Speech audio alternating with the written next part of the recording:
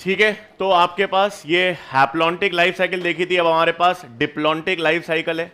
Diplontic का मतलब dominant phase क्या हो गया? डिप्लॉइड स्पोरोफाइट है। गेमीटोफाइट के बारे में तीन चीजें डिप्लॉन्टिक में याद रखनी है। एक तो गेमीटोफाइट का काम केवल क्या है? गेमीट बनाना। हाईली रिड्यूस्ड होगा और केवल एक या कुछ सेल से बना होगा। तो डिप्लॉन्टिक लाइफ साइकिल में गेमीटोफाइट हाईली रिड्यूस्ड पहला फीचर। दूसरा, it is limited only to gamete formation. और तीसरा फीचर, वन और फ्यू सेल्ड। ये किसका लक्षण होगा? डिप्लॉन्टिक फेज का। एंजियोस्पर्म, जिम्नोस्पर्म तो है ही, और कौन सी एल्गी डिप्लॉन्टिक लाइफ साइकिल दर्शाएगी? फ्यूकस।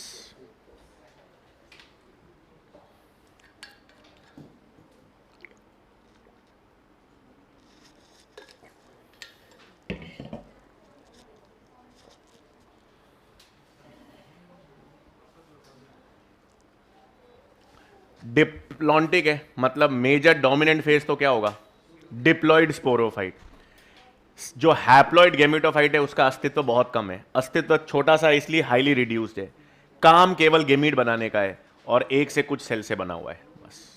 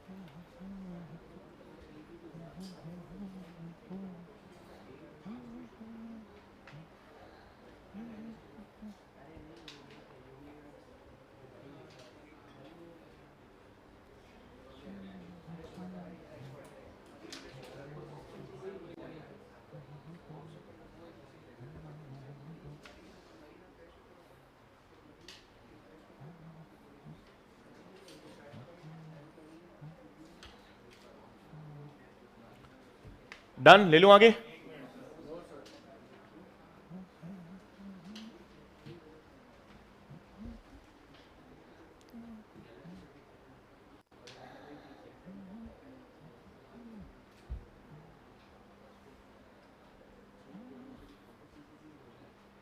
ठीक है, और तीसरी आखिरी हो गई हमारे पास हैप्लोडिप्लॉन्टिक लाइफ साइकिल।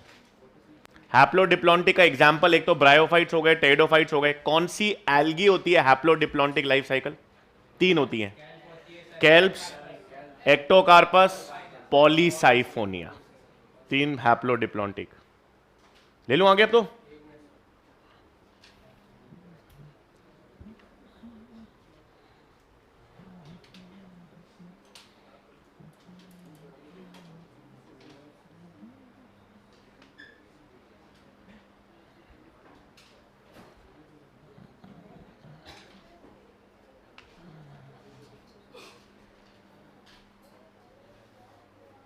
आगे ले रहा हूं अब।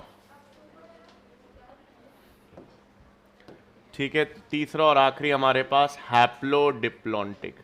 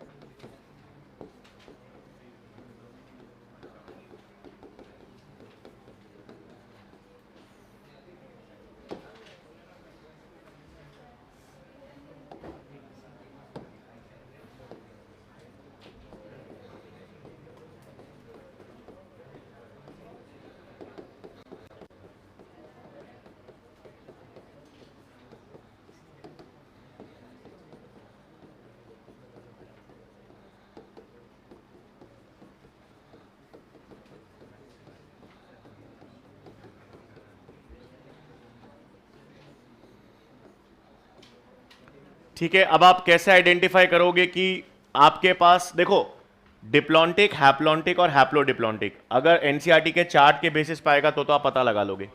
अगर फीचर्स के बेसिस पे आपको पता लगाना हो कि हैप्लॉन्टिक, डिप्लॉन्टिक और हैप्लोडिप्लॉन्टिक साइकिल कौन सी है, देखो तीन ही तरह के सवाल बन सकते हैं। या तो एग्जाम्पल पे सवाल बनेंगे, हैप्लोडिप्लॉन्टिक किसमें मिलेगा, डिप्लॉन्टिक किसमें मिलेगा, हैप्लॉन्टिक किसमें मिलेगा। दूसरा तरह का सवाल है आपके पास चार्ट दे दे और आपको आइडेंटिफाई करना हो कौन सा क्या है। तीसरा फीचर के बेसिस पर अगर आपको आ जाए लिखा हुआ कि आपको यह बोला है कि हैप्लॉन्टिक यानी सॉरी हैप्लॉइड गेमिटोफाइट फेज और डिप्लॉइड स्पोरोफिटिक फेज दोनों मल्टी सेलुलर किसमें होते हैं, तो वो एक ही लाइफ साइकिल पॉसिबल है, हैप्लोडिप्लॉन्टिक। क्यों? डिप्लॉन्टिक में स्पोरोफाइट मल्टी सेलुलर होता है या यूनिसेलुलर? डिप्लॉन्टिक में स्पोरोफाइट मल्टी सेलुलर है, लेकिन गेमिटोफाइट एक या कुछ सेल से बना है, तो आउट हो गया। हैप्लॉन्टिक लाइफ साइकिल में sporophyte unicellular single cell zygote से।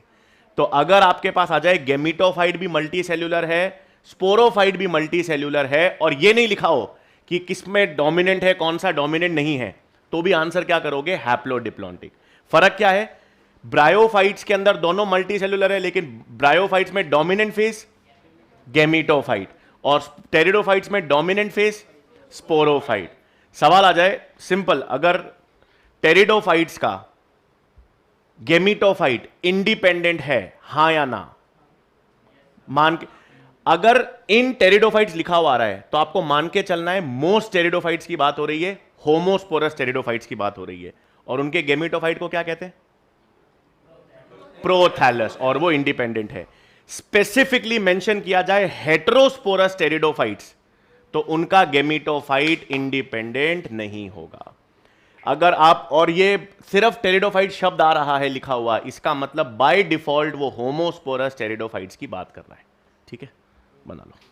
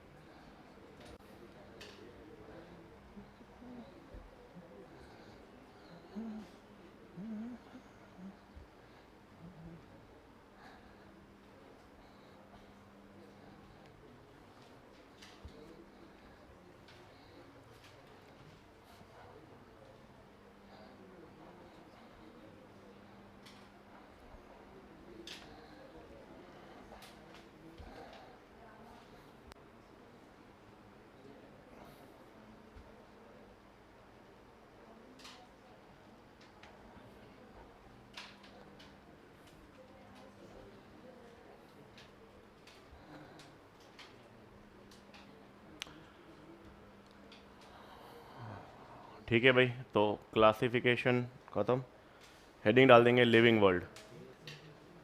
अब लिविंग वर्ल्ड पैनल लेकर आया हूँ, हम समझ लेंगे। हाँ बाकी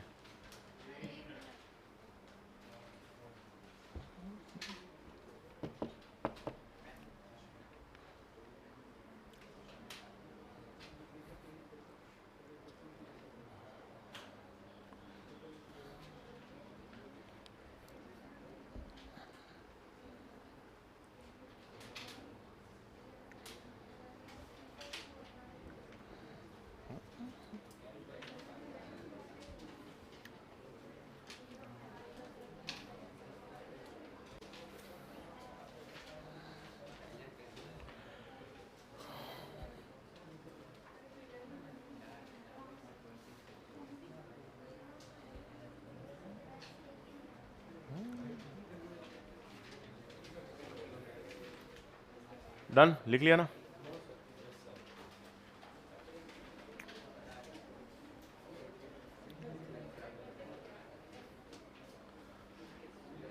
ठीक है, अब देखो लिविंग वर्ल्ड में आपके पास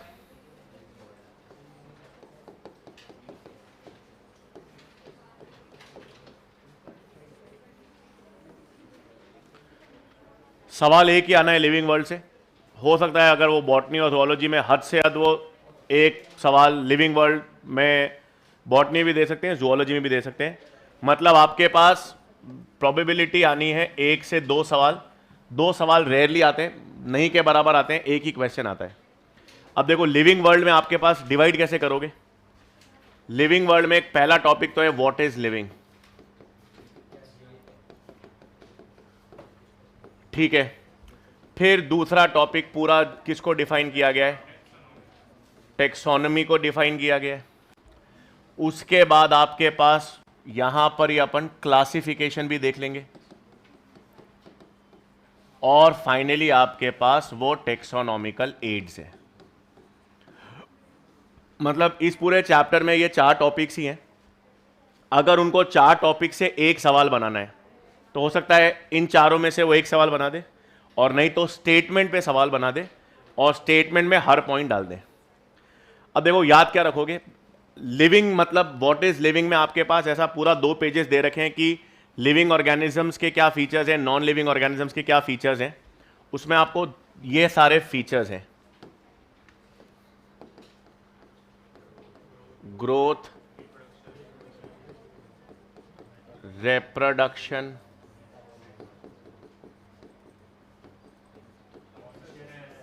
मेटाबॉलिज्म,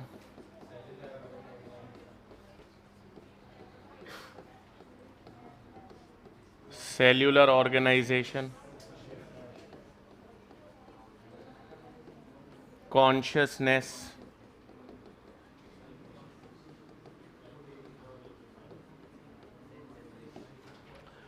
ठीक है। तो आपके पास सबसे पहला चीज तो आता है कि लिविंग ऑर्गेनिज्म या व्हाट इज लिविंग में आपके पास ये सारे पैरामीटर्स हैं, growth, reproduction, metabolism, cellular organisation, consciousness, self consciousness. अब क्या क्या ध्यान में रखना है। सबसे पहले वैसे देखा जाए तो ये सारे फीचर्स लिविंग ऑर्गेनिज्म दर्शाते हैं।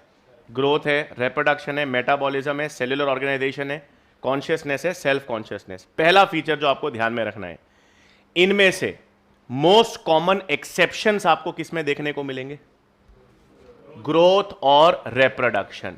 ग्रोथ और रिप्रोडक्शन किसी भी लिविंग ऑर्गेनिज्म का डिफाइनिंग फीचर नहीं है, क्योंकि इसमें बहुत एक्सेप्शंस है। ग्रोथ का बहुत इंपॉर्टेंट एग्जांपल दे रखा है। ग्रोथ का मतलब होता है नंबर या साइज या वॉल्यूम में इंक्रीज होना। तो आप एक लकड़ी को पानी में डाल दो तो उसका भी वॉल्यूम बढ़ जाता है।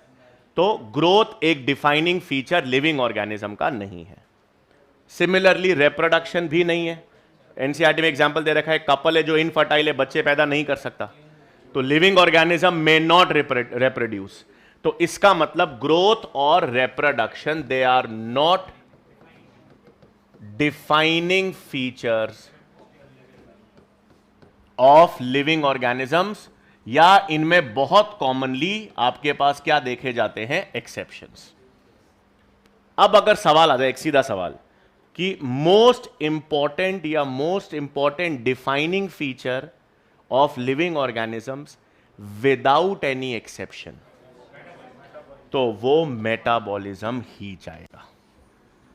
मतलब आपके पास सबसे इंपॉर्टेंट डिफाइनिंग फीचर अगर आ जाए और उसमें ऑप्शन हो मेटाबॉलिज्म, तो यही करना है।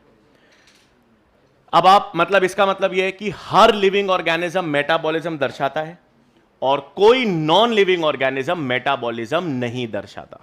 हां, अरे मैं आप पहुंच तो रहा हूं। आप सवाल आ जाए defining feature of all living organisms without any exception, answer जाएगा मेटाबॉलिज्म। दूसरा स्टेटमेंट पे वो सवाल बना सकता है। अब एग्जाम्पल क्या है कि अगर आपके शरीर में या मेरे शरीर में या अंदर डीएनए रेप्लिकेशन हो रहा है तो वो मेटाबॉलिक रिएक्शन है। आपके शरीर के अंदर, मेरे शरीर के अंदर ग्लाइकोलिसिस हो रहा है, मेटाबॉलिक रिएक्शन। लेकिन अगर मैं कोई भी मेटाबॉलिक रिएक्शंस को लेबोरेटरी में करता हूं इन विट्रो, तो वो एक डिफाइन करते ही नहीं, उनको हम सिर्फ मेटाबॉलिक रिएक्शंस कहते हैं। DNA replication in vitro is simply a metabolic reaction. इसको हम लिविंग या नॉन लिविंग में कैरेक्टराइज नहीं कर सकते। आप ग्लूकोज को एरोबिकली लेबोरेटरी में ब्रेक डाउन करके एटीपी बना रहे हो, अगर वो लेबोरेटरी में बना रहे हो तो वो एक मेटाबॉलिक रिएक्शन है, वो मेटाबॉलिज्म नहीं कहलाएगा, क्योंकि मेटाबॉलिज्म इन वीवो होना जरूरी है। दूसरा, तीसरा अगर सवाल आ जाए, most important defining feature of living organisms without any exception, और उसमें मेटाबॉलिज्म ऑप्शन ना हो, मतलब प्रायोरिटी पे आपके पास मेटाबॉलिज्म है, मेटाबॉलिज्म ऑप्शन में ना हो तो कॉन्शियसनेस। कॉन्शियसनेस को हम एक और नाम से भी जानते हैं, इरिटेबिलिटी। कॉन्शियसनेस का मतलब सजगता, इसका मतलब कोई भी स्टिमुलस के प्रति रिस्पॉन्ड करना, पीएच में चेंज हो, टेम्परेचर में चेंज हो, ऑस्मोटिक बैलेंस, कोई भी स्टिमुलस है उस स्टिमुलस के प्रति प्रतिक्रिया दर्शाना या रिस्पॉन्ड करना क्या कहलाएगा? कॉन्शियसनेस। ये भी हर लिविंग ऑर्गेनिज्म करता है, ऐसा कोई लिविंग ऑर्गेनिज्म नहीं है जिसके पास कॉन्शियसनेस ना हो। हां, सेल्फ कॉन्शियसनेस केवल किसके पास है? मतलब सेल्फ कॉन्शियसनेस का मतलब है aware of your being alive, तो अवेयरनेस केवल किस में पाई जाती है? इंसानों में। तो सेल्फ कॉन्शियसनेस किस में है? ह्यूमंस में। मोस्ट इंपॉर्टेंट डिफाइनिंग फीचर आप किसको दोगे? मेटाबॉलिज्म। दूसरे पर क्या आएगा? कॉन्शियसनेस। और तीसरे पर क्या आएगा? Cellular organisation. इसमें सिर्फ वायरसेस एक्सेप्शन है, प्रायोन्स और वायरॉइड्स, ठीक है, लेकिन बाकी हर लिविंग ऑर्गेनिजम्स में क्या बना होता है? एक सेल्यूलर स्ट्रक्चर मिलेगा। तो बाय डिफॉल्ट प्रायोरिटी आप किसको दोगे? मेटाबॉलिज्म को, फिर किसको आएगा? कॉन्शियसनेस, और फिर क्या आएगा? Cellular organisation. ठीक है, इसमें और कोई सवाल नहीं बन सकता, यही बना सकते हैं। और ये याद रखना कि अगर कोई भी मेटाबॉलिक रिएक्शन लेबोरेटरी में हो रहा है, इन विट्रो हो रहा है, तो वो सिर्फ मेटाबॉलिक रिएक्शन है, उसको मेटाबॉलिज्म नहीं, या मतलब वो लिविंग या डिफाइनिंग फीचर नहीं रहेगा। ठीक है, पहला तो ये है। फिर दूसरा आपके पास अब उसकी बात कर रखे हैं टेक्सोनोमी की। अब टेक्सोनोमी ब्रांच ऑफ साइंस है, इसके father of taxonomy Carolus Linnaeus है। तो टेक्सोनोमी में क्या होती है? तीन चीजें। टेक्सोनोमी का मतलब ये ऐसी साइंस है, आप कोई भी नए ऑर्गेनिज्म को जब डिस्कवर करोगे तो सबसे पहले उसको क्या करोगे? आइडेंटिफिकेशन। फिर उसका नाम दोगे, नोमेनक्लेचर, और फिर उसको क्या करोगे? क्लासिफाई। तो वो branch of science which deals with identification, nomenclature and classification of organisms, उसको हमने क्या नाम दे दिया? टेक्सोनोमी। लॉजिकली सोचना है, सबसे पहले आपने ऑर्गेनिज्म को पहचाना, पहचानने के बाद उसका नाम दिया, और नाम देने के बाद उसको अरेंज करने के लिए उसको क्या कर दिया? क्लासिफाई कर दिया। अब मुझे बताओ, क्योंकि एनसीईआरटी में टेक्सोनोमी के बाद एक टर्म है सिस्टमैटिक्स, दोनों में क्या अंतर है?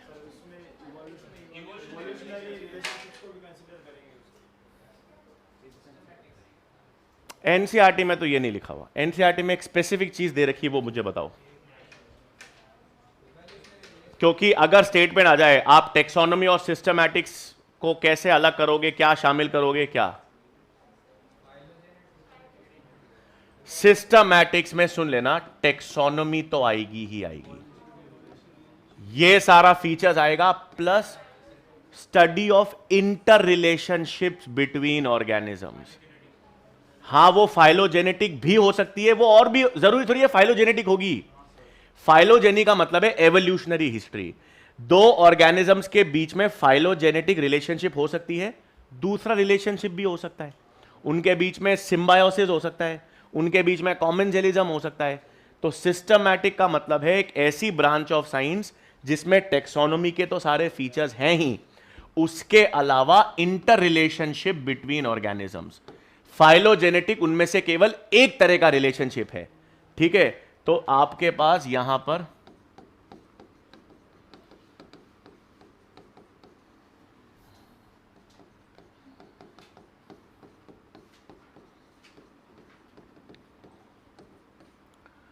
ठीक है, तो सिस्टमैटिक्स में टेक्सोनोमी के तो सारे फीचर्स आ जाएंगे, और उसके साथ हम क्या करेंगे? ऑर्गेनिजम्स के बीच में इंटर रिलेशनशिप को भी स्टडी करेंगे। तो systematics is equal to taxonomy plus interactions या स्टडी ऑफ इंटर रिलेशनशिप्स या इंटरैक्शंस बिटवीन ऑर्गेनिजम्स, ये आपके पास क्या बन गया? सिस्टमैटिक्स। अब आपने किसी ऑर्गेनिजम्स को आइडेंटिफाई कर लिया, उसके बाद उसका नाम दोगे। अब नॉमेनक्लेचर में सबसे बेस्ट सिस्टम जो नॉमेनक्लेचर का है वो कौन सा है? बायनोमियल। किसने दिया? कैरलस लिनियस ने। अब बायनोमियल नॉमेनक्लेचर है।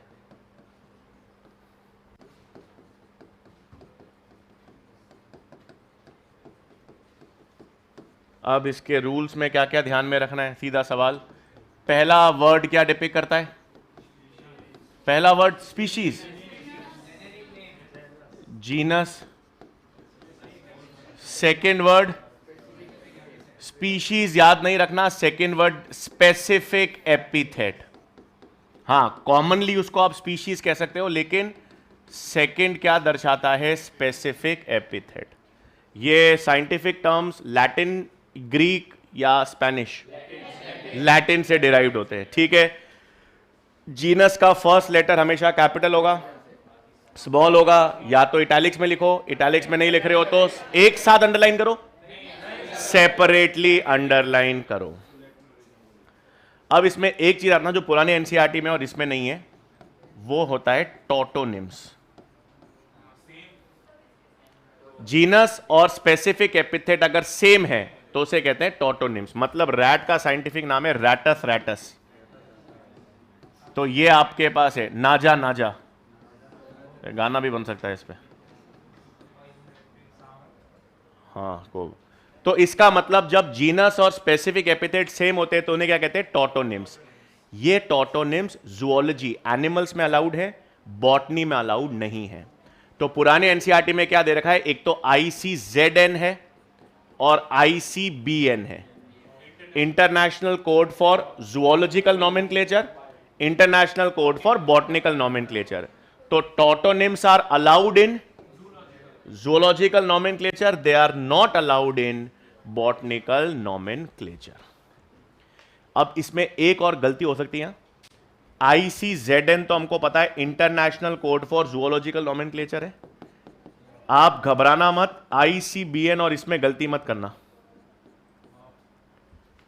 बी पहले आ रहा है तो international code for botanical nomenclature है, और एन भी आ रहा है तो international code for nomenclature of bacteria. ठीक है, पुराने एनसीईआरटी में ही अलग से मेंशन कर रखा है। और एक और होता है, मतलब ICVN तो आप कर लोगे अब, वायरल नॉमेनक्लेचर, और ICNCP nomenclature of cultivated plants. ठीक है, एक मिनट में ये ना, मतलब अरे ये सब है, यहां पर कोई प्रॉब्लम नहीं है, ये सब ठीक है, ये सब है। ये रहा सिस्टमैटिक्स में टेक्सोनॉमी है प्लस ऑर्गेनिजम्स, ये रिलेशनशिप और डाइवर्सिटी दोनों है, ये रूल ऑफ है, सब genus specific epithet.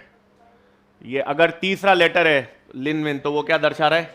Scientist. Latin होता है इटैलिक्स, बेटा ये सब पता है यार, आप ये फालतू टाइम। हाँ, साइंटिफिक नेम में नहीं करते, यहाँ कर रखा है। अरे यार वो गोला कहाँ, ठीक है यार कोई फर्क नहीं पड़ रहा, इतना लोड नहीं उसमें। ठीक है, टॉटोनिम्स वाला हो गया। वैलिड वैलिड किस में है? ये BN, ZN, NB, VN, NCP। अभी लिखोगे क्या? हाँ लिख दोगे ना, इसमें क्या समझो? N क्या है? नाजा नाजा, हाँ आप ये काम की चीज।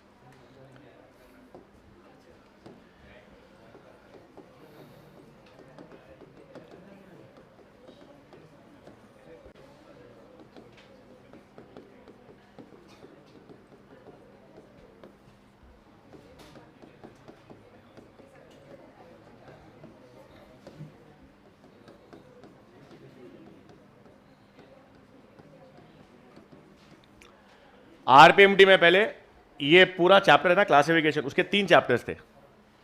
आर्टिफिशियल क्लासिफिकेशन की डिटेल्स थी, Bentham and Hooker natural classification की पूरी डिटेल्स और फाइलोजेनेटिक की एक एक क्लासिफिकेशन, उनका एक एक डिटेल्स, 3 चैप्टर होते थे पहले। खैर देखो, नॉमेनक्लेचर हो गया, आपने नाम दे दिया। अब नाम देने के बाद ऑर्गेनिजम्स को क्या करना है, क्लासिफाई। सबसे पहला जो क्लासिफिकेशन का सिस्टम आया वो आर्टिफिशियल, मतलब सबसे पहले एग्जांपल्स आपको याद रखने। आर्टिफिशियल का एग्जांपल आपको याद रखना है लिनेयस की जो क्लासिफिकेशन है। अच्छा, एक चीज याद रखनी है, ये जो क्लासिफिकेशन है ये किसकी बात हो रही है, प्लांट्स की। और ये वाला टॉपिक प्लांट किंगडम के फर्स्ट पेज पर दे रखा है, ठीक है। तो आर्टिफिशियल है, नेचुरल सिस्टम ऑफ क्लासिफिकेशन का एग्जांपल है बेंथम एंड हुकर, और फाइलोजेनेटिक में बहुत सारे हैं, मतलब हचिसन का क्लासिफिकेशन है, टिप्पो का क्लासिफिकेशन है, मतलब बहुत बहुत सारे हैं, अलग अलग तरह के क्लासिफिकेशन है फाइलोजेनेटिक के। आर्टिफिशियल का मतलब है ये सबसे पहला क्लासिफिकेशन था। और लिनेस ने क्या किया, जब इन्होंने प्लांट्स को क्लासिफाई किया तो इन्होंने एक या कुछ मॉर्फोलॉजिकल फीचर्स को कंसिडर किया। जैसे लिनेस का तो एग्जांपल भी हमको पता है कि उन्होंने क्या किया, उन्होंने प्लांट्स देखे और जिन जिन प्लांट्स के स्टेमन की लेंथ बराबर दिख रही थी उन सबको एक क्लास में डाल दिया, जिन जिन की स्टेमन की लेंथ बराबर हो रही थी उसको एक क्लास में डाल दिया। तो इसका मतलब आर्टिफिशियल सिस्टम ऑफ क्लासिफिकेशन में 2 फीचर्स, एक तो 1 और few morphological characters were taken into account. इस पे सवाल बनेगा तो या तो एग्जाम्पल पे बनेगा या किस बेसिस पर है क्लासिफिकेशन। तो जब एक या कुछ अपीयरेंस, एक्सटर्नल अपीयरेंस या मॉर्फोलॉजिकल कैरेक्टर्स के बेसिस पर क्लासिफिकेशन बेस था तो वो क्या था, आर्टिफिशियल। अब इसमें ऑब्वियसली बात है बहुत सारी कमियां रह गई, तो इन सारी कमियों को कम करने के लिए या सिस्टम को बेहतर बनाने के लिए क्या आया, natural system. Natural system of classification में all features were taken into account. All features का मतलब है यहां पर मॉर्फोलॉजिकल, एनाटॉमिकल, मतलब इसमें केवल फाइलोजेनी नहीं देखी गई, एवोल्यूशनरी हिस्ट्री के अलावा सारे फीचर्स मॉर्फोलॉजिकल हैं, एनाटॉमिकल हैं, बायोकेमिकल हैं, फिजियोलॉजिकल हैं। जैसे एनसीईआरटी में लिखा हुआ है साइटोटेक्सोनॉमी। अब साइटोटेक्सोनॉमी का मतलब है सेल्यूलर स्ट्रक्चर को कंसीडर करके, कीमोटेक्सोनॉमी बायोमॉलिक्यूल्स या केमिकल्स के बेसिस पर। तो जब सारे फीचर्स को कंसीडर किया जाकर क्लासिफिकेशन किया गया तो वो नेचुरल, और ये काफी सालों तक चला। बट इसमें प्रॉब्लम ये थी बेंथम एंड हुकर की कि इन्होंने एवोल्यूशनरी सिस्टम यूज नहीं किया। तो इन्होंने क्या किया, इन्होंने एंजियोस्पर्म्स में मोनोकॉट्स और डाइकॉट्स के बीच में किसको प्लेस कर दिया, जिम्नोस्पर्म्स को। भाई ये फीचर्स देख रहे थे, सारे फीचर्स के बेसिस पे इनको लगा कि मोनोकॉट्स और डाइकॉट्स के बीच में, क्योंकि ये क्या नहीं कर पाए, एवोल्यूशनरी हिस्ट्री। एवोल्यूशन में हमको पता है एल्गी आई, एल्गी के बाद ब्रायोफाइट्स आए, उसके बाद टेरिडोफाइट्स आए, उसके बाद जिम्नोस्पर्म्स आए। और कैसे पता चला कि जिम्नोस्पर्म्स टेरिडोफाइट्स आए, साइकस में हमको सर्किनेट वेनेशन दिखा जो फर्न्स में था, सीलिएटेड गेमीट्स दिखे जो हमारे पास टेरिडोफाइट्स में थे, रेमेंटा दिखा। तो इनका सिर्फ एक ही प्रॉब्लम था कि इन्होंने जिम्नोस्पर्म्स को किसके बीच में प्लेस कर दिया, मोनोकॉट्स एंड डाइकॉट्स, क्योंकि इन्होंने क्या कंसिडर नहीं किया, फाइलोजेनी। तो नेचुरल सिस्टम का बेहतर वर्जन क्या निकल के आया, फाइलोजेनेटिक। फाइलोजेनेटिक में सारे फीचर्स नेचुरल के तो लिए ही गए, प्लस ऑर्गेनिजम्स की एवोल्यूशनरी हिस्ट्री देखी गई।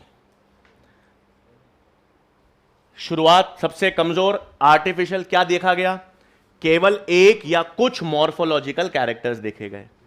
फिर जब सारे कैरेक्टर्स को कंसिडर किया गया एक्सेप्ट एवोल्यूशनरी हिस्ट्री, उसके अलावा सारे कैरेक्टर्स को नेचुरल सिस्टम ऑफ क्लासिफिकेशन।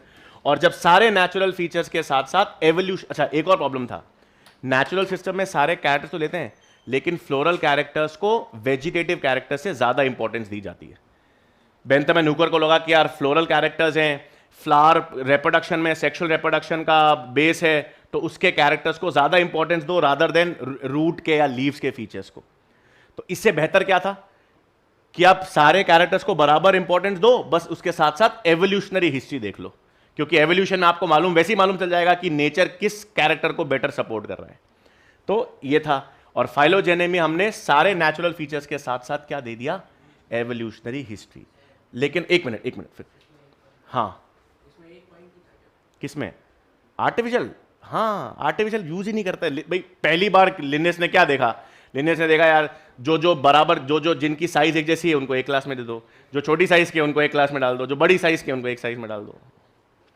अब जो आजकल हम यूज करते हैं वो है, और इसके फीचर्स स्टेटमेंट वाले सवालों में बिल्कुल आ सकते हैं, न्यूमेरिकल टेक्सोनोमी। इसको क्लेडिस्टिक्स भी कहते थे हम लोग। न्यूमेरिकल टेक्सोनोमी में पहला फीचर आपको ध्यान में रखना है, सारे के सारे कैरेक्टर्स को कंसिडर किया जाता है। सारे कैरेक्टर्स का मतलब morphological, anatomical, physiological, metabolic, biochemical plus evolutionary history. जब सारे कैरेक्टर्स को कंसिडर करके क्लासिफिकेशन किया जाता है वो न्यूमेरिकल टैग है। दूसरा, इसमें सारे कैरेक्टर्स को बराबर वेटेज दिया जाता है। कोई कैरेक्टर कम या ज्यादा इंपॉर्टेंट नहीं है, हर कैरेक्टर इक्वली इंपॉर्टेंट है, इक्वल वेटेज है। तीसरा, न्यूमेरिकल टेक्सोनोमी मैन्युअली नहीं करता, इंसान नहीं करता, कंप्यूटर्स और स्टैटिस्टिकल डेटा यूज होता है। और जब आप कंप्यूटर्स या स्टैटिस्टिकल डेटा यूज करोगे इसमें, तो इसका मतलब है हर एक कैरेक्टर को क्या दिया जाएगा, एक कोड असाइन किया जाएगा, और हर एक कैरेक्टर को कोड असाइन किया जाएगा, और कंप्यूटर के द्वारा आप एक टाइम पर कई कैरेक्टर्स को एक साथ स्टडी कर सकते हो। ये सारे फीचर्स एनसीईआरटी में हैं। सारे characters are taken into account, every character is given equal weightage, equal importance, because computers and statistics are used. हर एक कैरेक्टर को एक कोड असाइन होता है, और एक टाइम पर हम बहुत सारे कैरेक्टर्स को साथ साथ स्टडी कर सकते हैं। ये सब किसका फीचर है, न्यूमेरिकल टेक्सोन। इसको फेनेटिक्स भी कहते थे, इसको क्लेडिस्टिक्स भी कहते थे, अलग अलग छोटा डिफरेंस के। बट जो करंटली हम यूज करते हैं वो कौन सा फीचर यूज करते हैं, न्यूमेरिकल टेक्सोनोमी।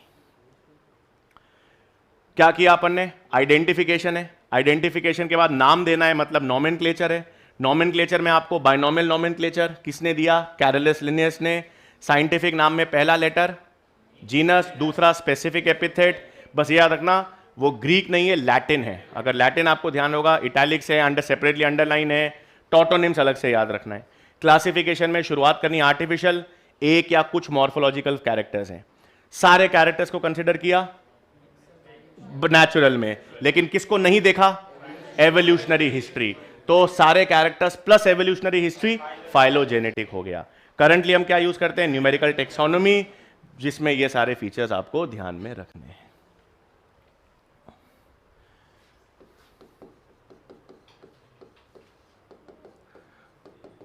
ये आपने अपने हिसाब से याद कर रखा होगा।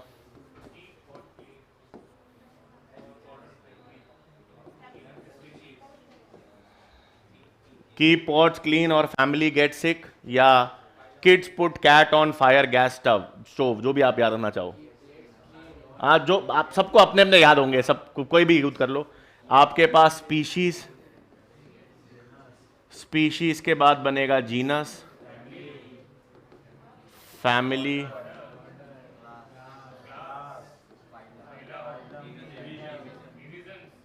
अरे रुको तो सही। अगर ये रहता है क्लासिफिकेशन, अगर आप प्लांट्स को यूज कर रहे हो तो फाइलम की जगह पर, हम प्लांट्स में फाइलम यूज नहीं करते, प्लांट्स में डिवीजन टर्म यूज होता है। अब एक चीज और सुन लेना इस पे, ये तो सीक्वेंस तो अब क्या पूछेंगे आपसे, लेकिन ये टर्म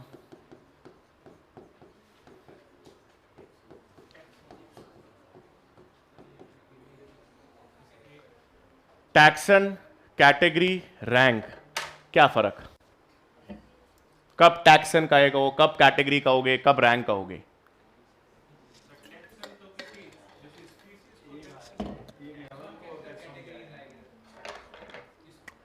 कोई फर्क नहीं, एब्सोल्युटली जीरो डिफरेंस, कोई डिफरेंस नहीं। सुनना, कितनी है, 1 2 3 4 5 6 7, ये हर एक कैटेगरी है, यही हर एक रैंक है, यही हर एक टैक्सन है। प्लूरल टैक्सा हो जाएगा। कोई रत्ती भर भी फर्क नहीं है। टैक्सोनॉमिकल हायरार्की में how many taxons are there? 7। How many categories are there? 7। How many ranks are there? 7। Species क्या है? इसको आप टैक्सन कहो, इसको आप कैटेगरी कहो, इसको आप रैंक कहो। जीनस क्या है? टैक्सन, कैटेगरी, रैंक, कोई फर्क नहीं। 7 टैक्सन्स, 7 कैटेगरीज, 7 रैंक। हर एक टैक्सन, हर एक कैटेगरी, हर एक रैंक। अब काम की चीज, सवाल स्टेटमेंट में बनेगा तो ये बन सकता है कौन से करेक्ट है, कौन से इनकरेक्ट है। जैसे जैसे आप ऊपर से नीचे आ रहे हो, नीचे से ऊपर जा रहे हो, क्या चेंज हो रहा है? हाँ, हाँ, नंबर ऑफ और नहीं, वो ठीक है, बट सिमिलैरिटी बिटवीन ऑर्गेनिजम्स, ठीक है। जितना स्पीशीज सबसे ज्यादा सिमिलर होंगे, और जैसे जैसे हम ऊपर जाएंगे जनरल फीचर्स तो बढ़ते जाएंगे, लेकिन स्पेसिफिक कैरेक्टर्स कम होते जाएंगे। अब बेसिक यूनिट स्पीशीज है, फिर जीनस है, फिर फैमिली है, ऑर्डर। या आपने स्पीशीज एवोल्यूशन में देखा होगा, एक होती है टेक्सोनॉमिकल स्पीशीज, एक होती है बायोलॉजिकल स्पीशीज। क्या फर्क है? मतलब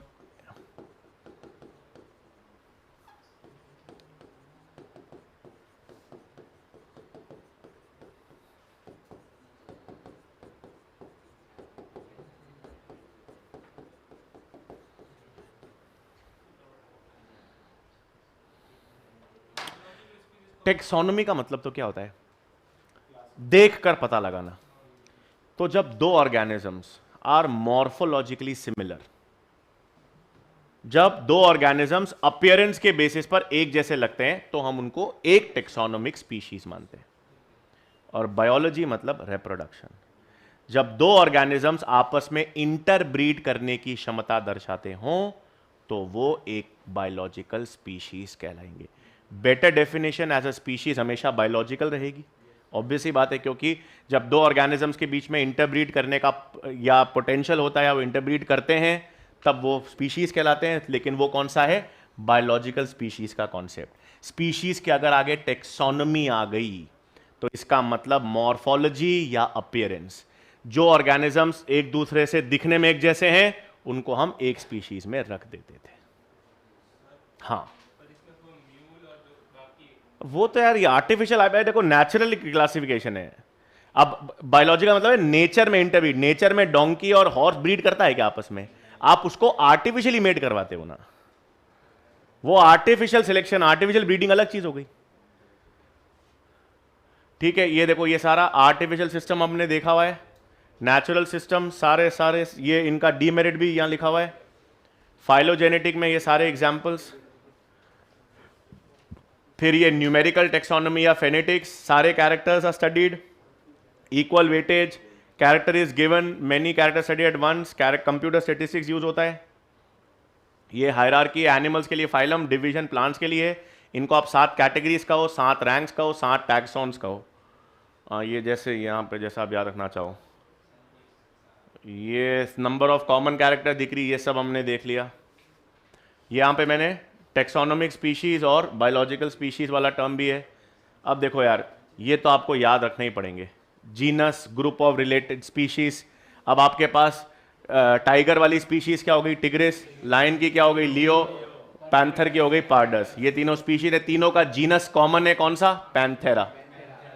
तीनों का कॉमन जीनस आपको याद रखना है, पैंथेरा। ठीक है, फिर ये आपके पास प्लांट्स की बात करें, पटेटो, ब्रिंजल है, इन सब दोनों का जीनस आपके पास क्या हो गया? सोलेनम। फिर जीनस से आपके पास क्या आएगा? फैमिली। अब पैंथेरा, पैंथेरा में टाइगर था, लेपर्ड था, लायन, सॉरी, लायन और पैंथेरा वो एक। तो पैंथेरा और कैट, ये दोनों अलग अलग जीनस, लेकिन दोनों का फैमिली फेलिडे, पता ही है आपको ये सब। फिर सोलेनम, पिट्यूनिया, दतूरा, ये तीनों जीनस है, तीनों का कॉमन फैमिली कौन सी हो गई? सोलेनेसी। फिर ग्रुप ऑफ फैमिलीज क्या हो गए आपके पास? ऑर्डर। अब कैट फैमिली कौन सी है? फेलिडे। डॉग फैमिली कौन सी है? कैनिडे। दोनों का ऑर्डर कौन सा हो गया आपके पास? कार्निवोरा।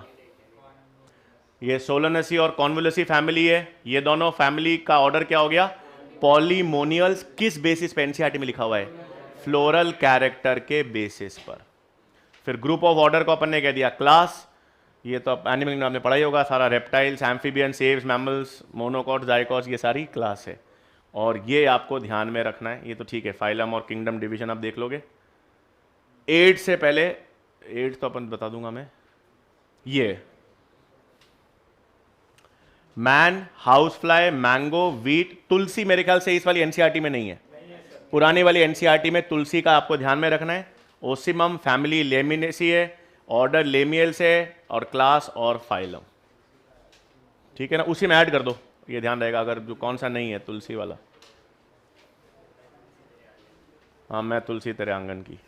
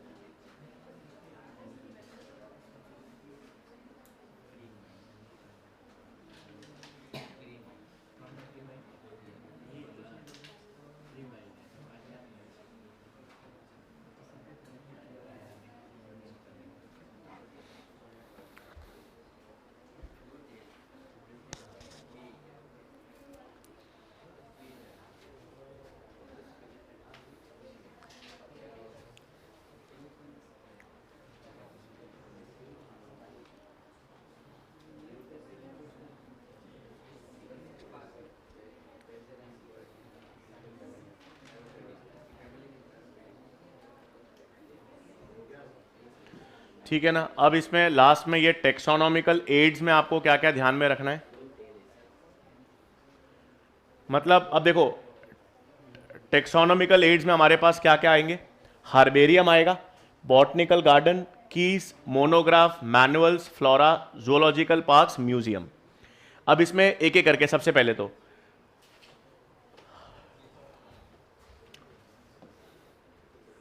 इसमें हार्बेरियम में आपको क्या ध्यान में रखना है, हाँ प्रेस मतलब आपके पास कोई भी प्लांट स्पेसिमेन है, किसी भी प्लांट स्पेसिमेन को आपको प्रिजर्व करना है और उसके बारे में जानना है, तो उसको हम सबसे पहले क्या करते हैं, सुखाते हैं, उसके बाद उसको एक पेपर पे प्रेस करते हैं और एक कवर स्लिप या कोई भी एक ग्लास से उसको कवर कर देते हैं, और उसे हम क्या कहते हैं, हर्बेरियम कहते हैं, हर्बेरियम शीट्स कहते हैं। वैसे पहले हम पढ़ते थे आरबीएमडी में तो हर्बेरियम शीट्स के भी टाइप होते थे, ठीक है, होलो टाइप, एक्टो, वो जरूरत नहीं है, बट अभी आपको हर्बेरियम शीट की एक तो साइज पता होनी चाहिए, वो उस पर इंपॉर्टेंट है, इंचेस में भी पता होनी चाहिए, सेंटीमीटर्स में भी पता होनी चाहिए। तो अगर आपको इंचेस में याद रखनी हो तो 11.5 इंटू 16.5 होती है, और अगर सेंटीमीटर्स में याद रखनी है तो 29 इंटू 42। याद रखना, बॉटनिकल हर्बेरियम शीट में किसी भी प्लांट स्पेसिमेन को लिविंग कंडीशन में स्टोर करते हैं नहीं, वो लिविंग फॉर्म में नहीं शीट, ठीक है ना, अंडरस्टूड है। तो इसमें स्पेसिमेंट्स को पहले सुखाते हैं, प्रेस करते हैं, और they are mounted on a sheet of paper. इसकी साइज इंपॉर्टेंट है हर्बेरियन शीट की, ये पूछ सकते हैं।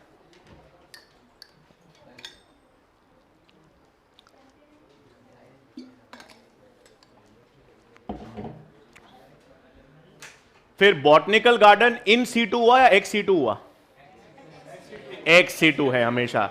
आप एक, हाँ बाहर से लाकर आप एक आर्टिफिशियल मीडियम में जितने नोन प्लांट स्पेसिमेन से उनको आप लिविंग कंडीशन में स्टोर करते हो, वो बॉटनिकल गार्डन है, एक्स सीटू कॉन्जर्वेशन का एग्जाम्पल है।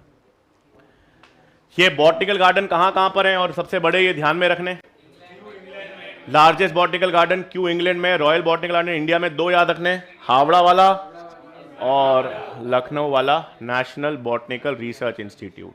ठीक है, एक्स-सिटू प्रिजर्वेशन है, टेक्निक ऑफ लिविंग प्लांट।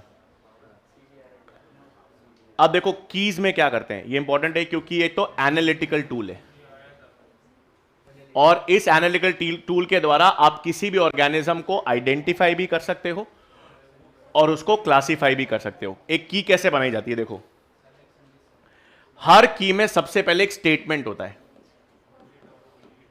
और उस स्टेटमेंट को हम क्या कहते हैं, लीड। जैसे एक स्टेटमेंट मैंने दे दिया, can the organism fly. Her question को इस तरह से फ्रेम किया जाता है कि उसके दो संभावनाएं हो, यस और नो। इसे कहते हैं, दो ऑप्शन से, इसे कहते हैं कपलेट। तो अब आपके पास अगर यस है तो आपको मालूम चल गया ये is the animal a bird. ठीक है, नो अगर आंसर है आपका तो फिर उसके बेसिस पे क्वेश्चन आएगा, does it live on land और वाटर। तो इसका मतलब हर एक स्टेटमेंट है, हर एक स्टेटमेंट के दो कपलेट्स होंगे, यस या नो, और उसके बेसिस पर हम किसी भी ऑर्गेनिज्म को आइडेंटिफाई करके उसको क्लासिफाई कर देते हैं। तो एनालिटिकल टूल हो गया, आइडेंटिफिकेशन और क्लासिफिकेशन के बेसिस पर ईच स्टेटमेंट इन अ की इज कॉल्ड द लीड, और उसके लिए दो ऑप्शंस होते हैं, वो यस और नो के फॉर्म में होते हैं, जिसको हम कहते हैं कपलेट। और हर टैक्सॉन, स्पीशीज के लिए एक अलग की बनेगी, जीनस के लिए अलग की बनेगी, फैमिली के लिए अलग की बनेगी, ऑर्डर के लिए अलग बनेगी, डिवीजन के लिए अलग बनेगी, फाइलम के लिए अलग बनेगी। हर एक टैक्सन, हर एक कैटेगरी, हर एक रैंक का सेपरेट की होता है।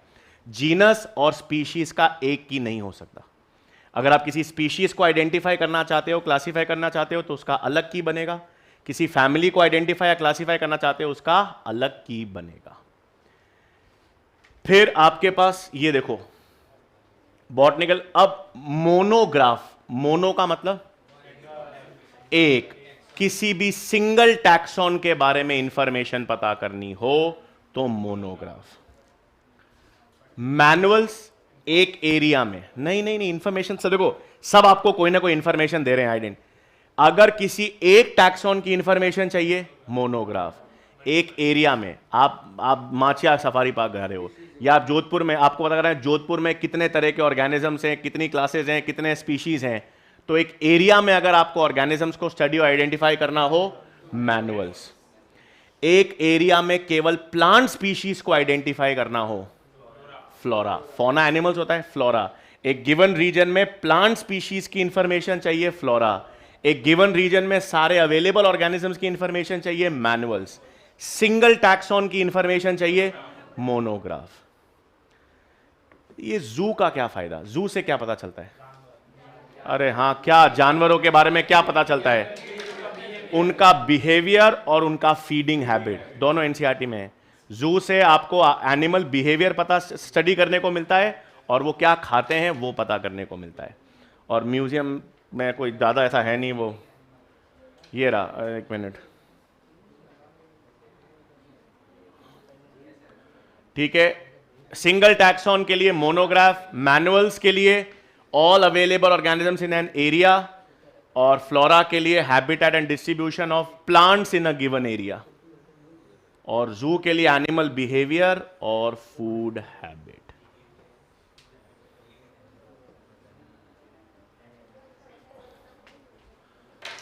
एक बार रीडिंग मार लो यहीं पर, कोई चीज मेरे ख्याल से कुछ है नहीं। और ये अपन ने देख लिया, ये अपन देख ही चुके हैं।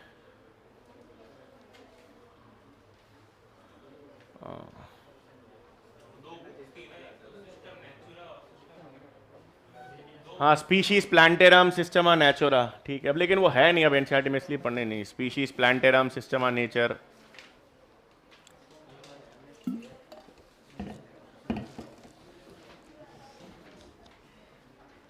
एक बार ये चैप्टर रीडिंग मार लो, फिर पूछ देख लेंगे।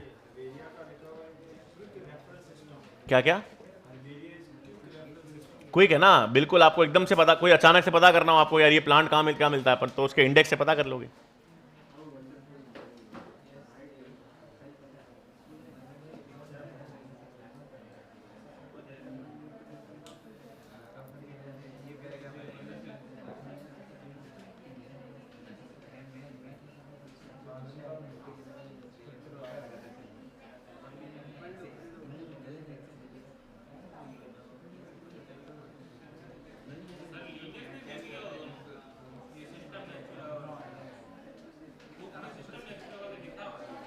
हाँ तो अंडरलाइन कर लेना उसको।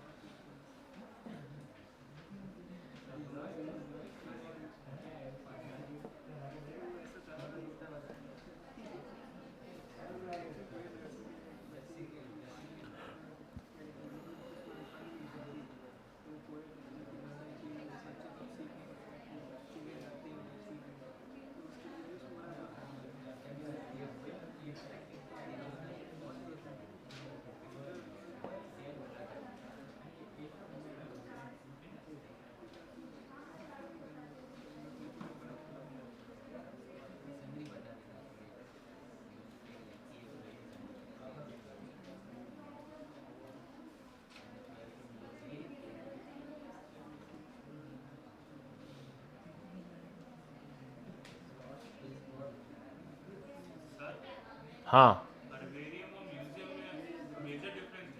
म्यूजियम हर्बेरियम में सिर्फ प्लांट स्पेसिमेंट्स होते हैं, हाँ, म्यूजियम में एनिमल प्लांट दोनों हो सकते हैं। नहीं, लिविंग में कंडीशन में नहीं होते।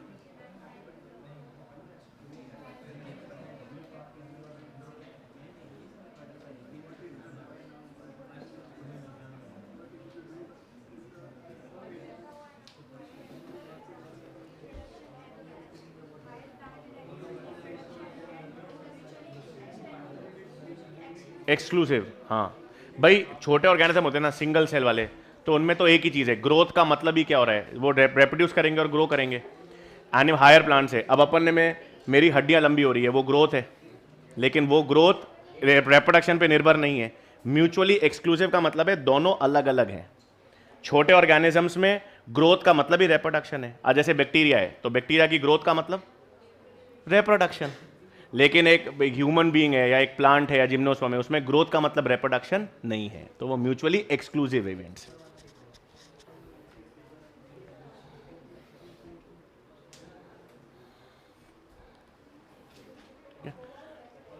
लाओ पेपर तो लाओ, एक बार देना पेपर।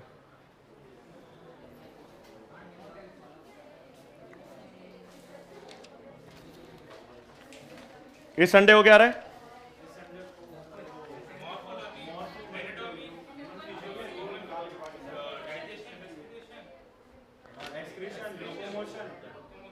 हाँ,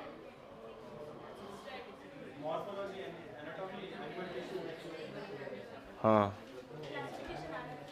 क्लासिफिकेशन पूरा आ रहा है, प्लांट भी है, एनिमल भी है।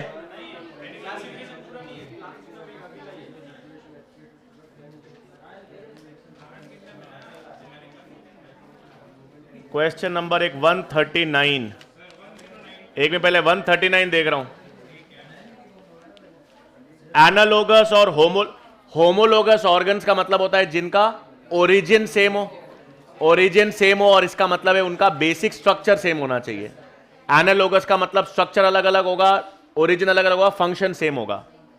फोर लिम्स ऑफ मैमल्स, ये होमोलोगस है, पहला होगा नहीं। थॉर्न और टेंड्रिल, ये भी नहीं होगा, ये भी होमोलोगस है। Wings of bird and butterfly, एक। आई ऑफ ऑक्टोपस एंड मैमल, दो। Flippers of penguin and dolphins, तो इसे प्रॉब्लम क्या आई? हाँ तो ठीक है, करेक्शन हो जाएगा। स्वीट पट सारे है ना पीछे, पहले दो नहीं है, ठीक है।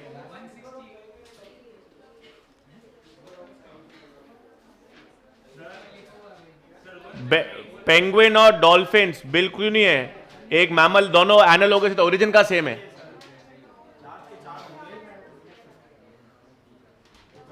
कौन सा? और 168, which is a correct statement. Ecosystem is not exempted from first law of thermodynamics. सही जा रहा है ये।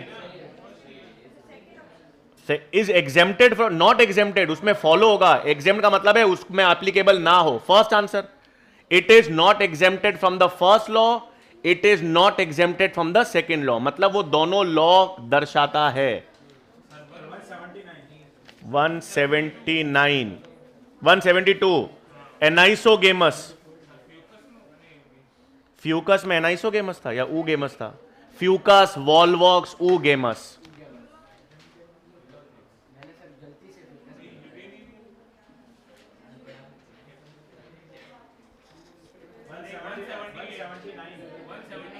One 178 all organisms have to reach a certain stage of growth and maturity before they can, ये एनसीईआरटी का statement है।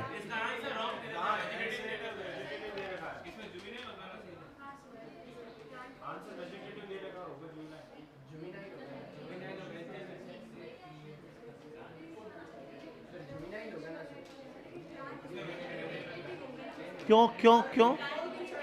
Before they can reproduce sexually. हाँ, इसमें क्या करेक्शन है? जुवेनाइल उससे पहले होता है, और वो एनिमल्स में यूज करते हैं वो टर्म वैसे भी। एनसीईआरटी का स्टेटमेंट है ये। 179 Amazonian rainforest is called as lungs of planet, पहला सही। Lantana is an endemic species of India, नहीं। स्पेनिश फ्लैग, नहीं।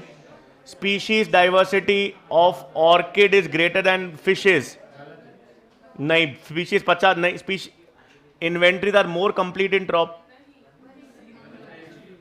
स्पीशीज इन्वेंट्रीज का मतलब यहां पर क्या? यार देखो, फर्स्ट वाला सही हो गया यार, ठीक है ना। ये इन्वेंटरीज है या क्या था पता नहीं मुझे।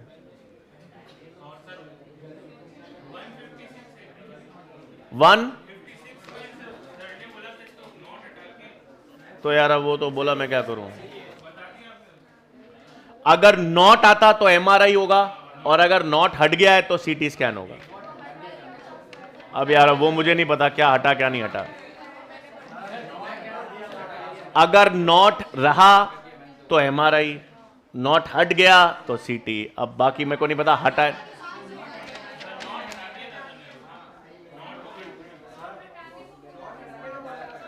मैं तो कह रहा हूं नॉट अगर नहीं हटा हुआ तो एमआरआई है, नॉट हटा दिया तो आंसर सीटी है। एमआरआई में हम लोग नॉन आयनाइजिंग रेडिएशंस लेते हैं, आयनाइजिंग रेडिएशंस नहीं लेते। इसलिए अच्छा सवाल आ जाए, कैंसर को डायग्नोस करने के लिए बेस्ट टेक्निक क्या? Biopsy. Best technique biopsy, safest technique MRI. Safest क्यों है? क्योंकि उसमें एक तो नॉन इन्वेजिव है और आयनाइजिंग रेडिएशंस भी नहीं होती। सेफेस्ट आ जाए एमआरआई, बेस्ट टेक्निक बायोप्सी। लेकिन बायोप्सी में चीड़ फाड़ होती है, इन्वेजिव है, इसलिए वो सेफेस्ट नहीं है। और ज्यादातर लोग सेफेस्ट पहले, सबसे पहले। हाँ 181 how many compounds in are common in C3 and C4? क्यों? 1 2 3 4 5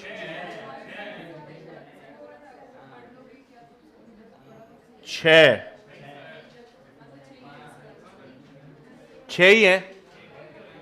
RUBP, phosphoglycerate, NADPH, triose phosphate, ATP और CO2।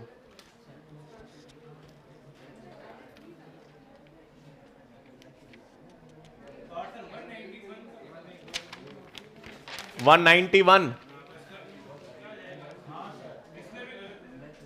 In which animal well develop musculopharynx is present? Aschelminthes वाला कोई ऑप्शन ही नहीं है क्या?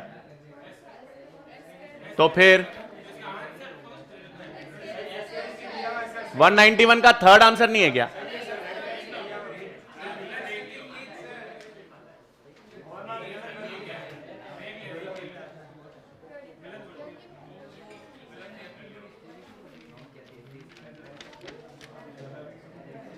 एनिमल किंगडम तैयार कर लिया, याद कर लिए फीचर सारे।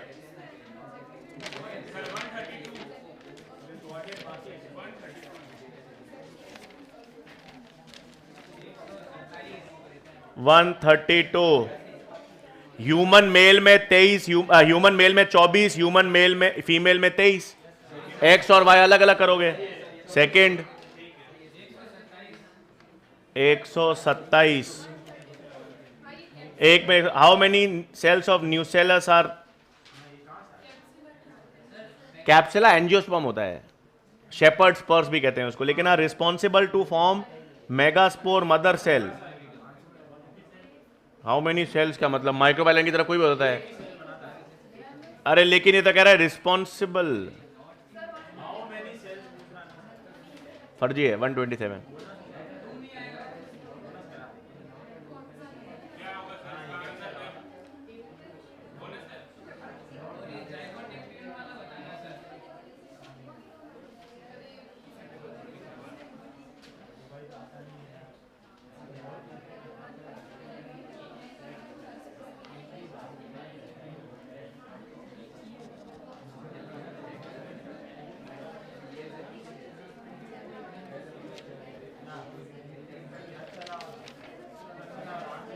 ये फोम का फुल फॉर्म क्या होता है? FOAM का, friends of अर्कटा marshes.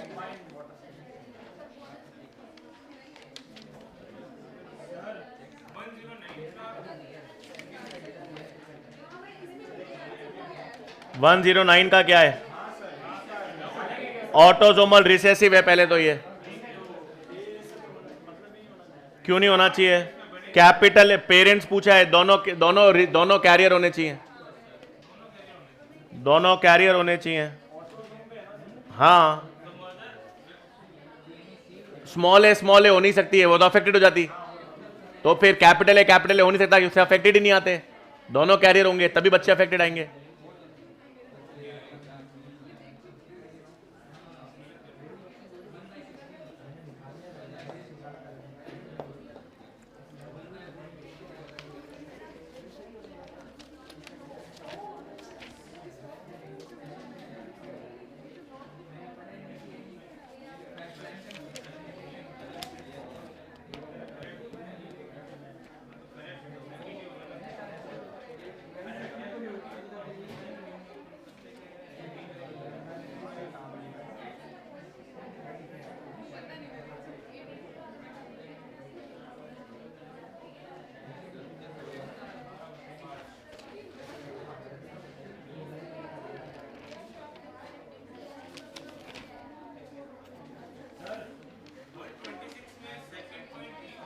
One 126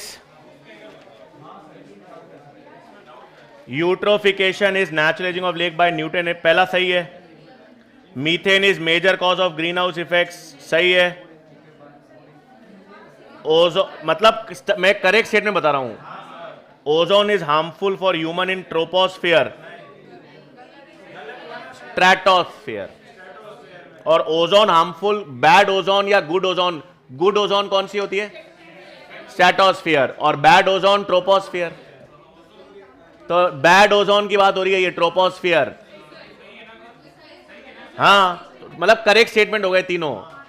thickness is measured in Dobson units, तो एक गलत है। तो एक ही तो गलत हुआ। 126 का फोर्थ। अच्छा, बी भी तो गलत हो गया ना यार। CO2 और 60%, 60% CO2, 20% मीथेन। सही है बिल्कुल। बी भी गलत हो गया और डी भी गलत हो गया। CO2 60%, फिर 20, फिर 14 और फिर 6। 6% कौन होता है? N2O। और 14% CFCs।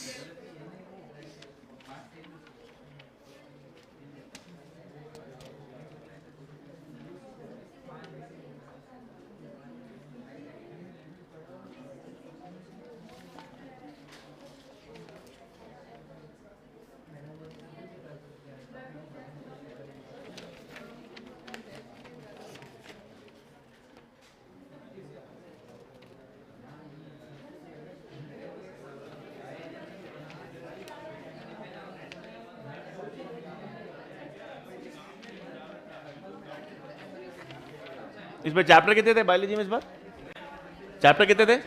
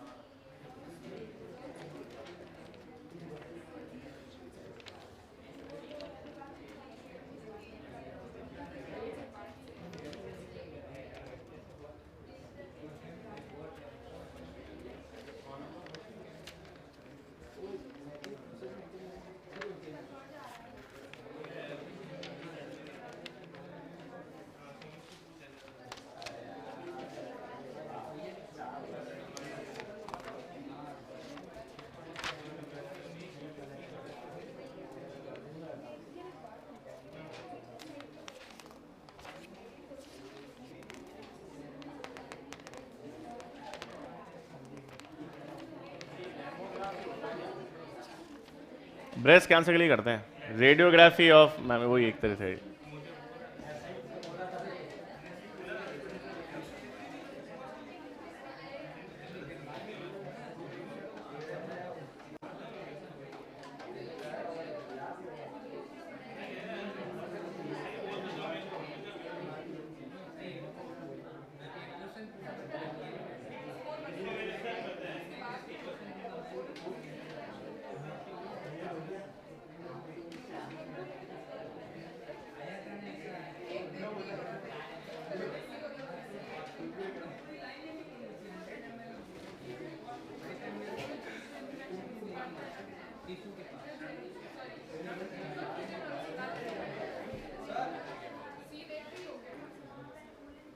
हाँ 176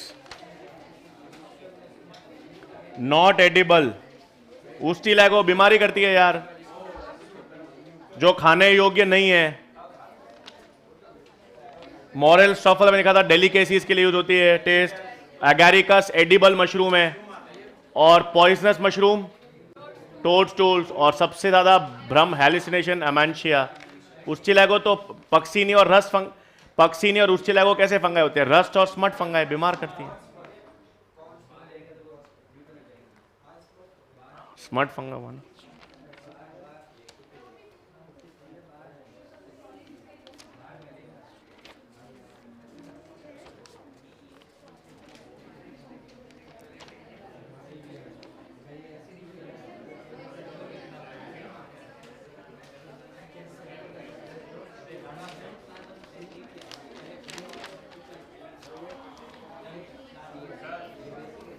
हाँ एक बार बात करो, ये रखो एक।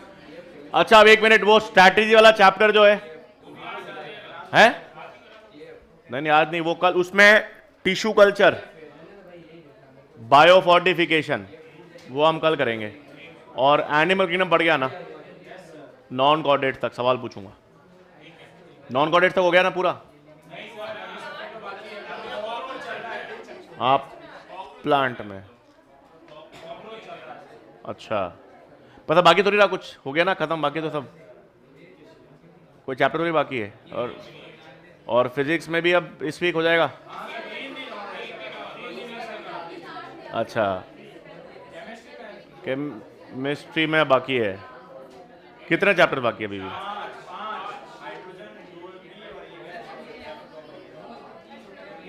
अच्छा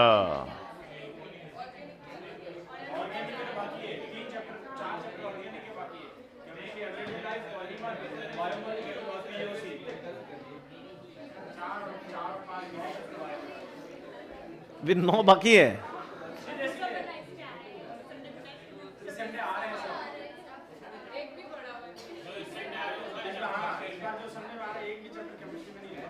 अब इस 9 बाकी है अभी चैप्टर क्या? हाँ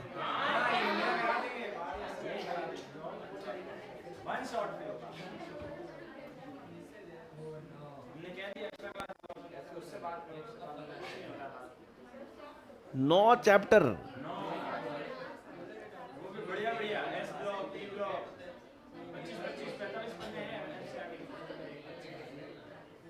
तो कब तक आओगे? 30 अप्रैल तक?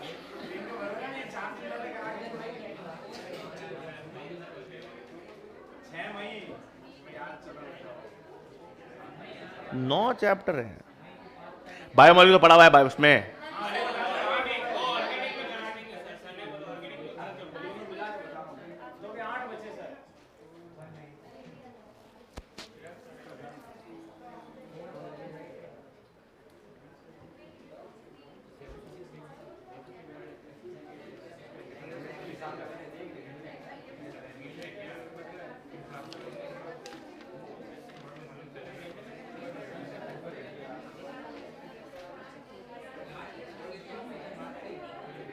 आठ चैप्टर बाकी हैं अभी यार। 9 एक चैप्टर में कितने लगते हैं? 2 दिन 3 दिन?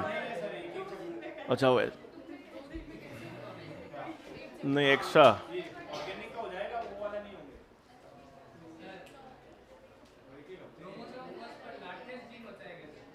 नहीं, क्रोमोसोम एक्स पे लार्जेस्ट जीन होता है। मस्कुलर डिस्ट्रोफिन की जीन क्रोमोसोम एक्स पर है, क्रोमोसोम 1 पर सबसे ज्यादा जीन्स होती हैं 2968, पर सबसे बड़ी जीन मस्कुलर डिस्ट्रोफिन की है।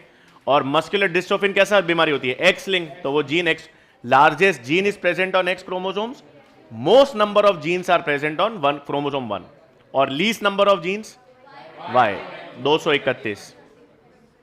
और एसएनपीस का नंबर 1.4 मिलियन। ईएसटी का full form expressed sequence tags. अब देखो ना, जब अब लास्ट टाइम में जब रिवीजन कर रहे हो ना, तो ऐसे 360 डिग्री अप्रोच किया, जैसे ना ईयर है, जैसे अब ईयर है तो एक साथ आप सारे ध्यान रखो, सारे ईयर एनसीईआरटी में कौन कौन से चैप्टर में कौन कौन से ईयर हैं। जब अब फाइनल रिवीजन, ग्राफ्स, कितने तरह के ग्राफ्स हैं, रेक्टेंगुलर हाइपरबोला अगर है तो कौन कौन से हैं, एस या सिग्मोइड शेप है तो कौन कौन से हैं, स्ट्रेट लाइन है तो कौन कौन सी है। भाई ईयर एक तरह का हो गया, डायग्राम्स अगर हैं तो कौन कौन से डायग्राम है, उनकी लेबलिंग आ सकती है। कोई डायग्राम एनसीईआरटी के बाहर वाला पूछते ही नहीं, अगर डायग्राम पाएगा तो वो एनसीईआरटी से आएगा। अब अप्रोच मतलब पूरा अगर तैयार करना है, एक ये हो गया। दूसरा, अगर एक्सपेरिमेंट्स हैं तो उनमें कौन सी टेक्निक्स यूज हो रखी हैं, कौन सा ऑर्गेनिज्म यूज हो रखा है। हर बार आता है मॉलिक्यूलर बेसिस पे, ये टेलर ने किस पे एक्सपेरिमेंट किए, शाबाश, ग्रिफिथ ने किस पर किए, स्ट्रेप्टोकोक बैक्टीरिया पर, हर्शियन चेज ने किस पर किए, वायरस बैक्टीरियोफेज पर, मेसल्स एंड स्टाल किस पे किए, E coli. Eli Lilly company ने किसको यूज करके ह्यूमुलिन बनाया, ई कोलाई, ह्यूमुलिन बनाने के लिए ई कोलाई। कोहेन और बोयर ने किसको यूज किया, सैल्मोनेला टाइफिमिरियम से प्लास्मिड डीएनए निकालकर, और कौन सी जीन को जोड़ा, प्लास्मिड डीएनए क्लोनिंग वेक्टर था, किस जीन को जोड़ा उसके साथ, एंटीबायोटिक रेजिस्टेंट जीन को जोड़ा। कोहेन और बॉय याद रखना आपके पास। मतलब ये बहुत रैंडमली, अगर अब रैंडम से क्वेश्चंस बनाकर और फिर खुद ही को सवाल बना के, जैसे अब यूनिट लो, पीछे से रिवीजन है, पीछे चालू करो, इकोलॉजी है, अब इकोलॉजी के 4 चैप्टर्स हैं, 10 से 12 सवाल बनेंगे ही बनेंगे। अब उसमें चालू करो पीछे से एनवायरमेंटल इश्यूज। अब एनवायरमेंटल इश्यूज में एयर पोल्यूशन है, अब एयर पोल्यूशन में आपके पास पोल्यूटेंट्स देखो और उनके ट्रीटमेंट देखो। पोल्यूटेंट्स में एसपीएम है, सस्पेंडेड पार्टिकुलेट मैटर, उसको हटाने के लिए कौन सा instrument, electrostatic precipitator. Electrostatic precipitator का एडवांटेज, थर्मल पावर प्लांट से 99% एसपीएम को रिमूव कर सकता है। लिमिटेशन क्या पॉइंट, साइज 2.5 माइक्रोन से कम, और ये 2.5 माइक्रोन्स वाला डेटा किसने बताया, CPCB, central pollution control board. तो एसपीएम को हटाने, अच्छा सवाल आ जाए, कोरोना डिस्चार्ज, कलेक्टिंग प्लेट्स किस इंस्ट्रूमेंटेशन में, इलेक्ट्रोस्टैटिक प्रेसिपिटेटर। कोरोना डिस्चार्ज भी उसी में रहे, कलेक्टिंग प्लेट्स भी उसके अंदर है। हार्मफुल गैसेस SO2 और कार्बन मोनोऑक्साइड हटाने के लिए इंस्ट्रूमेंट, स्क्रबर। क्या यूज करते हैं उसके अंदर, लाइम स्प्रे, तो वो उनको प्रेसिपिटेट कर देता है हार्मफुल गैसेस को। ऑटोमोबाइल एग्जॉस्ट जो है उसको हटाने के लिए कैटालिटिक कन्वर्टर्स। कौन से metals, platinum, palladium, rhodium. Limitation, lead free petrol. तो पहला आप एयर पोल्यूशन का indicator, lichens. Air pollution and prevention act 81, उसमें नॉइस को इंक्लूड किया गया। ये एयर पोल्यूशन पर, अब नॉइस आ गया तो नॉइस में sound unit decibels. Noise pollution किस साउंड से चालू हो जाएगी, 80 डेसिबल, उससे ऊपर नॉइस पोल्यूशन है। 150 पे तो आप फिर वो पर्दे ने वो सब डैमेज वाला चालू हो जाता है। उसको रोकने के लिए पुरानी एनसीईआरटी में एक टर्म है, ग्रीन मफलर। सड़क के किनारे नीम और अशोक के पेड़ लगाए जाते हैं साउंड को कम करने के लिए। अब एयर पोल्यूशन के साथ दोनों देख लो, ओजोन डिप्लीशन भी पढ़ लो और ग्रीन, उसको रिलेट कर लो ग्रीन हाउस इफेक्ट को। ग्रीन हाउस गैसेस में गैसेस का contribution 60%, 20% CH4, 14% CFC, 6% N2O। Green house effect में टेम्परेचर बढ़ाने में कौन से रेडिएशंस? इंफ्रारेड IR रेडिएशंस हो गए आपके पास। अगर ग्रीन हाउस इफेक्ट नहीं होता तो अर्थ का एवरेज टेम्परेचर -18 होता। अभी कितना है? 15 डिग्री सेंटीग्रेड है। बढ़ रहा है, कम कहां से हो रहा है? कम होता तो जीवन बढ़िया रहता, बढ़ रहा है। केरला में हो गया 54 degree, 54 degree, the feeling is 54 degree centigrade, very hot, more hot than पृथ्वी।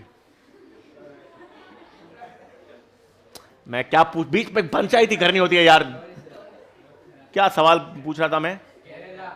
अरे हाँ, ग्लोबल वार्मिंग, उसका क्या लेना देना ग्लोबल वार्मिंग से भी? हाँ, केरला से याद आया इकोसैन। ठीक है, नहीं मैं पूछ, thickness of ozone, ozone depleting substances, CFCs में क्लोरीन कैटलिस्ट के रूप में काम करता है या नहीं? ठीक है, उसको ग्रीन हाउस एमिशन को रोकने के लिए, ग्रीन हाउस एमिशन को रोकने के लिए क्योटो प्रोटोकॉल, ओजोन डिप्लीशन को कम करने के लिए Montreal protocol. Kyoto protocol green house emission को कम करने के लिए, ग्लोबल वार्मिंग का जो क्लाइमेट कंट्रोल है वो है, और ये मॉन्ट्रियल प्रोटोकॉल। इफेक्ट मतलब चालू कब हुआ और इफेक्टिव कब से हुआ? 87 में, और इफेक्टिव फ्रॉम 1989। ये है। अब वाटर पोल्यूशन में आपको पहले तो इंप्योरिटीज ध्यान में रखनी है। पैरामीटर्स में BOD वाला कॉन्सेप्ट याद रखना है। यूट्रोफिकेशन में कौन से न्यूट्रिएंट्स डैमेज करते हैं? नाइट्रेट्स और फॉस्फेट। ये कल्चरल यूट्रोफिकेशन क्या होता है? इंसानों के घोचो गतिविधियों के कारण एंथ्रोपोजेनिक या कल्चरल यूट्रोफिकेशन। जहां इंसान आएगा वहां बर्बादी है। हाँ, जो वो 35-40 सालों में कर दिया, कल्चरल यूट्रोफिक। अच्छा, ये कौन सा प्लांट वाटर पोल्यूटेंट है? Eichhornia, terror of Bengal, excessive vegetative propagation से आपके पास ये टेरर ऑफ बंगाल। और आइकॉर्निया और किस कैटेगरी में आ सकता है? टेरर ऑफ बंगाल के अलावा, वाटर पोल्यूटेंट के अलावा एलियन स्पीशीज के अंदर आ सकता है। ग्रीन रेवोल्यूशन से कौन सा प्रॉब्लम अराइज हुआ था? Water logging and salinity. Drainage, सिंचाई तो कर दी, उसके बाद ड्रेनेज निकाला नहीं, पानी इकट्ठा होता गया, सॉल्ट सरफेस पे आ गया, तो it is due to green revolution. फिर वो चिपको मूवमेंट पढ़ लिया आपने, अमृता देवी विष्णु अवार्ड वो तोड़ने के लिए। स्लैश एंड जूम कल्टीवेशन वाला एक स्टेटमेंट है। नहीं, वो यहां का आएगा, वो बायोडाइवर्सिटी में आएगा। सेक्रेड ग्रुप्स किस में आएगा और क्यों आएगा? एक मिनट, इन सीटू कॉन्जर्वेशन, वहां पर जानवर और प्लांट्स को पूजा जाता है, जहां पर रिलीजियस और इन सीटू सेक्रेड ग्रुप्स के अलावा biosphere reserves, wild life sanctuaries, national parks, ये सब इन सीटू। अगर एक केस स्टडी दे दूं, मतलब आपसे ये पूछ लिया जाए कि इन सीटू कॉन्जर्वेशन कब कब किया जाता है, मतलब किन किन कंडीशंस में इन सीटू कॉन्जर्वेशन करोगे आप? सुन लो, अब सुन लो, अगर वो उसी एरिया में एंडेंजर्ड है, थ्रेटेंड है, तो उसी में सेव करोगे उसको। जो अपने यार लॉजिक तो एक कॉमन सेंस सबसे इंपॉर्टेंट। मैंने कहा नीट का पेपर हो या एंट्रेंस पेपर हो ना, उसमें सबसे पहले आपका कॉमन सेंस टेस्ट होता है। काफी आंसर तो आप है ना ऐसे सोच के निकाल लोगे। जो जानवर, जो प्लांट अपने नेचुरल हैबिटेट में असुरक्षित है, थ्रेटेंड है, उसको वहीं पर तुम वहीं पर रह नहीं ना, उसको निकाल कर तो XC2 is done for animals and plants who are threatened there. In situ 3 conditions में, और सब एनसीईआरटी में लाइंस हैं। अगर आप पूरे इकोसिस्टम को कंजर्व करना चाहते हो, कंप्लीट इकोसिस्टम को कंजर्व करना है, तो पूरे इकोसिस्टम को तो आर्टिफिशियल मीडियम में ले जा नहीं सकते, तो कंप्लीट इकोसिस्टम को प्रिजर्व करना है इन सीटू। एंडेमिक स्पीशीज को कंजर्व करना है। आज कंगारू को कंजर्व करना है तो भारत का लाके तो कंजर्व करोगे नहीं, वहीं पे रखेंगे। तो एंडेमिक स्पीशीज को करने के लिए, और biodiversity hotspots, hotspots, endemic species, complete ecosystem, इन सब के लिए इन सीटू। टोटल हॉटस्पॉट्स की संख्या 34। एनसीईआरटी में पॉइंट भी है, दो their area is less than 2%, but उनको रोकने, उनको कंजर्व करने से रोक सकते हो। और देखो इंडिया में 3 है और इंडियन सब कॉन्टिनेंट में 4 है। सब कॉन्टिनेंट में श्रीलंका भी आ जाता है, उप महाद्वीप में। इंडिया में western Ghats, eastern Himalayas, Indo Burma border, और इंडियन सब कॉन्टिनेंट में आपके पास श्रीलंका भी आ गया। ये बायोडाइवर्सिटी हॉटस्पॉट्स वाला सिस्टम है। फिर बायोडाइवर्सिटी का लॉस के 4 सबसे मेजर कारण, habitat loss and fragmentation. Habitat loss and fragmentation से ज्यादा किन ऑर्गेनिजम्स को नुकसान पहुंचेगा? जो माइग्रेटरी, जिनका जियोग्राफिकल एरिया बड़ा है, जो माइग्रेशन दर्शाती है, उनको ज्यादा नुकसान होगा। जो छोटे एरिया में, कन्फाइंड एरिया में रहते हैं, उनको नुकसान कम होगा। दूसरा आपके पास ओवर एक्सप्लॉइटेशन। ओवर एक्सप्लॉइटेशन से कौन कौन सी स्पीशीज एक्सटिंक्ट हुई है? Passenger pigeon, Steller sea cow. उसमें वो संख्या याद रखने की जरूरत नहीं है कितने है, वो कितने स्पीशीज मर चुके हैं, वो 3000 ने, 330 ने, 430, कोई नहीं पूछ रहा। ग्राफ याद रखना बायोडाइवर्सिटी पैटर्न का, तीनों पाई ग्राफ्स, इनवर्टिब्रेट्स का है, वर्टिब्रेट्स का है और प्लांट्स का है। हर 2-3 सालों में एक बार वो सवाल बना के दे देते हैं, एक्स वाई जेड नेम से। एक्स लेबल करना, वाई लेबल करना, जेड लेबल करना। वो स्पीशीज रिलेशनशिप, उसमें जेड की वैल्यू,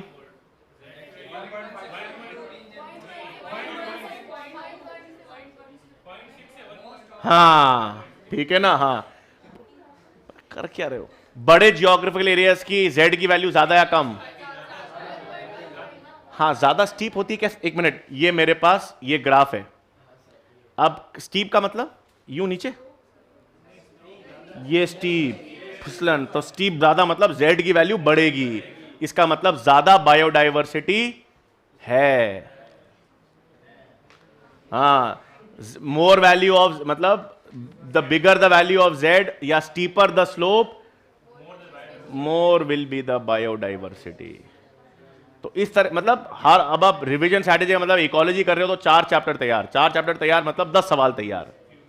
और उल्टा मतलब बेस्ट तो अप्रोच है कि उल्टे से सीधा चालू करो, और उल्टे से सीधे में क्लासिफिकेशन रोज पढ़ना है। फिर बता रहा हूं, प्लांट किंगडम 3 दिन नहीं पढ़ोगे, 4 दिन नहीं पढ़ोगे, सब भूल जाओगे। क्लासिफिकेशन रोज 5:30 से 7:30 2 घंटे तो पढ़ना ही पढ़ना है, कुछ हो जाए। क्लासिफिकेशन के सवाल सही करने तो 2 घंटा, 1-1.5-2 घंटा आपको क्लासिफिकेशन को देना ही पड़ेगा रोज का। रोज दोगे तो याद रहेगा, नहीं तो भूल जाओगे। और भूल जाओगे मतलब एनिमल किंगडम अगर आपने तैयार कर भी लिया और 10 दिन नहीं पढ़ा तो 11वें दिन फिर नया लगेगा, वो पुरानी मेहनत और नुकसान हो जाएगी उसका। ठीक है, तो कल वो करेंगे स्ट्रैटेजीज वाले में, टिश्यू कल्चर और वो, और जो आप पढ़ के आना जाओ, इकोलॉजी पढ़ के आओगे 4 चैप्टर, तो उसके सवाल जो फिर क्वेश्चन खेलेंगे। जो आपको करना है मतलब जो बताना, सर ये वाला चैप्टर रिवाइज कर लेते हैं, वो कर लेते हैं, बता देना साथ में। सवाल पूछ लेंगे एक बक्सा बना के और करते रहना उसको सॉल्व। ठीक है, चलो।